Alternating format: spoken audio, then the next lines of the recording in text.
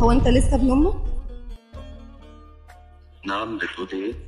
هو انت لسه ابن امك؟ بص يا فاطمه، انا عايزك حالا تتصلي باكتر حد اذاكي في حياتك. طب لو انا مش عايزه اتصل بيه اصلا؟ معلش، هنعمل بس حاجه قدام الكاميرا عشان الناس تعرف. طب هيصدق ويرن عليه. معلش يلا بينا. هخاف يقول ان انا بتلزق او حاجه. انت تتلزقي؟ اكيد لا طبعا. السبيكر، ايوه.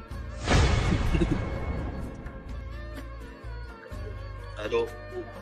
الو. اخيرا اتصلت بيا. بص، هو انا مبدئيا كده متصل عشان اقول لك كلمتين بس. هو انت لسه ابن امك؟ نعم، بتقول ايه؟ هو انت لسه ابن امك؟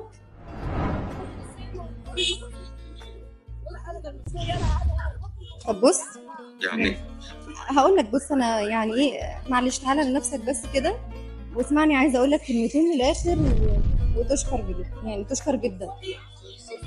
اتفضلي. لما تيجي تناسب ناس، ناسب ناس ولاد اصول، ناسب ناس تفهم في العشره، ناسب ناس تعرف تصون. ولما تيجي تنقي راجل، نقي راجل والتزام. اما الودني ابن امه، ده طريقه خط سير. في الحياه في ناس اصيله، وفيها برضو ابن امه يمشي يشكي تحس انه كل ناس غدروا بيه. اما هو يا عيني يعني فالحياه ضحكه عليه. هو اللي يخوض في حرمه كانت يوم ملك ليه. الرجوله دي توب وسمعه، شرطها ما تكونش ودني. راجل يعني تكون رجولته نبدة منه باينه فيه. الرجوله يا ابن عمي راجل يعرف يحتوي، راجل يحفظ سر بيته، راجل يعني يكون سوي.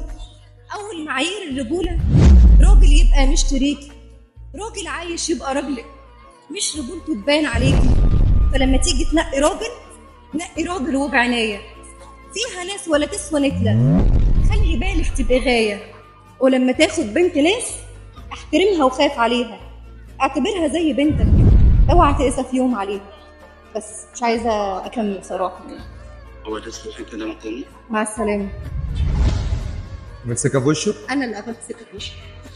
دي جحده يا عم.